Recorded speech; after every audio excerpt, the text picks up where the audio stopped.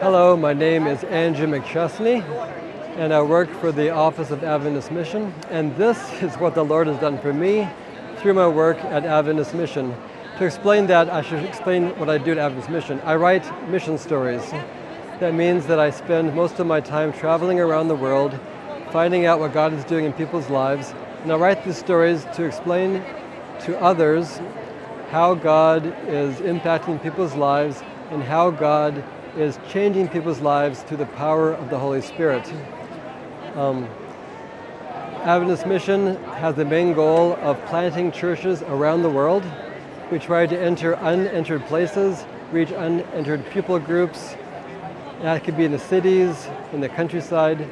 And just a few weeks ago, I returned back from Namibia, where my wife and I visited with the Himba people. This was an amazing experience for me personally because it was really difficult to reach these people. We flew into the capital of Namibia, Windhoek, and then drove 7 hours by car up north to an area not too far from the border with Angola. And there we met the Himba people. These are semi-nomadic people. They wear loincloths, nothing on top, and they have lived this way for the last several thousand years. They raise goats and cows and travel around looking for water for most of the year. And then for a few months during rainy season, they grow maize. So we went out to one of the settlements way out of town in the countryside. And there I met a little 7-year-old girl. I was so touched to meet this little girl. She didn't speak English, of course, so I had an interpreter to help me understand what she was saying. And I asked her, "What do you think is the nicest thing in your life? What makes you happy?" She said, "I'm happy when I play. I love to play." She's like any normal child, right? She said she likes to clap her hands and dance around. It's a cultural thing for them. She also has a ball that they made from rags, and they throw it back and forth playing dodgeball. A nice kid's game. I said to her, "What makes you sad?" She said, "I feel sad when my mom scolds me." "Why would your mom scold you?" "Well, a few days ago, my mom asked me to take this container and get water from the well. It took 50 minutes to walk over there, 50 minutes to walk back. But when I got to the well, I saw my friends, and we began to play dodgeball. I forgot about the water. And my mom waited, and she waited, and finally she came to looking for me, and she saw me playing dodgeball. So she yelled at me, she scolded me, she said, "What are you doing? You're a little fool. I'm going to beat you with a stick." Mom didn't want to beat her, but she was just trying to scare her daughter. And so her daughter began to cry and run away, saying, "Don't hit me." That made me sad. And I said to her, "What do you think about Jesus?" And she said, "Who?"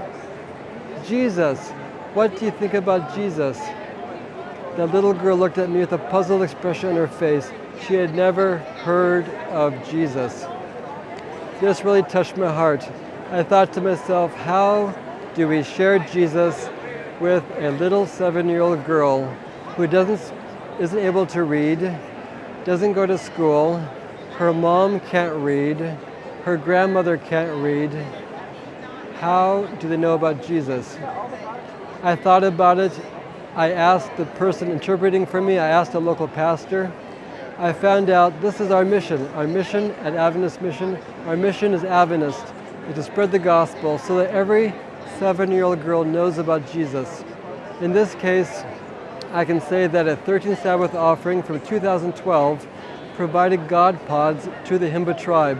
These are little electronic devices that had the Bible recorded on them so they can hear the Bible without having to read. Because of this 13th Sabbath offering, these people that we visited were able to receive a pastor and a Bible worker who are now visiting them every once in a while, teaching them about the Bible, reading the Bible to them. The grandmother of the girl is now taking Bible lessons, hearing the Bible read to her by a Bible worker. She is sharing the Bible with the mother of the girl, and one day I'm praying this little girl will also hear about Jesus and know about the love of Jesus. My heart was changed because I realized our life is mission. My life is mission.